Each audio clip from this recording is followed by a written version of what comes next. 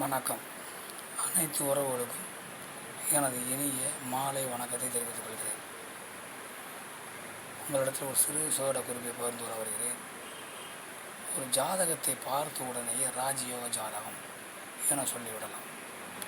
ஏற்கனவே நான் சொல்லியிருக்கிறேன், ராஜயோக ஜாதக அமைப்பு என்பது ஒன்றில்லை இரண்டல்ல, ஆயிரக்கணக்கான அமைப்புகள் உள்ளது. அந்த அமைப்புகளிலே ஒன்றை இப்பொழுது உங்களிடம் சொல்ல வருகிறேன். அதாவது லக்னம், உங்களுக்கு எந்த லக்கணமாக வேண்டுமானால் இருக்கட்டும். லக்கணத்தை பற்றி பிரச்சனை இல்லை. 12 லக்கணங்களில் எந்த லக்கணமாக வேண்டுமானால் இருக்கட்டும்.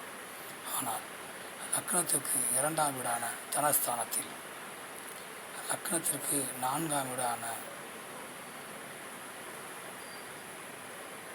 சுகஸ்தானத்தில், லக்கணத்திற்கு 9ஆம் வீடான பாக்கியஸ்தானத்தில், லக்கணத்திற்கு 11ஆம் வீடான லாபஸ்தானத்தில், இந்த 4 வீடுகளில் ஏதாவது ஒரு வீட்டில் குரு பகவான் இருந்தால், சுக்கிர பகவான் இருந்தால், அந்த ஜாதகர் யோக ஜாதகர்.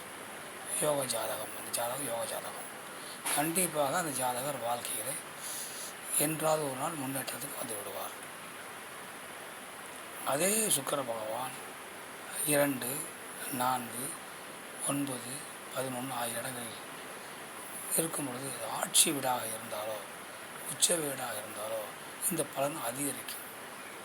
அதே போன்று சுக்கிரன் வீடு கொடுத்தவர் ஆட்சியில் இருந்தாலும் உச்சத்தில் இருந்தாலும் பலன் அதிகரிக்கும். அதே போன்று சுக்கிர பகவானுக்கு நட்சத்திரம் சாரம் கொடுத்தவர் ஆட்சியில் இருந்தாலும் உச்சத்தில் இருந்தாலும் இந்த பலன் அதிகரிக்கும். ஆக மொத்தத்தில் லக்கணத்துக்கு 2ஆம் வீடு, லக்கணத்துக்கு 4ஆம் வீடு, லக்கணத்துக்கு 9ஆம் வீடு, லக்கணத்துக்கு 11ஆம் வீடு, இந்த 4 வீடுகளில் ஏதாவது ஒரு வீட்டில் சுக்கிர பகவான் இருந்தாலே அந்த ஜாதகம் யோக ஜாதகம். அந்த ஜாதகர் யோகத்தை அனுபவிக்க பிறந்தவர் என்பதை நாம் தெரிந்து கொள்ள வேண்டும். இந்த மாதிரி ஒரு அமைப்பு உங்கள் ஜாதகத்தில் இருக்கிறதா என்று பார்த்துக் கொள்ளுங்கள். மற்றவற்றை நாம் அடுத்த வீடியோ காண்போம்.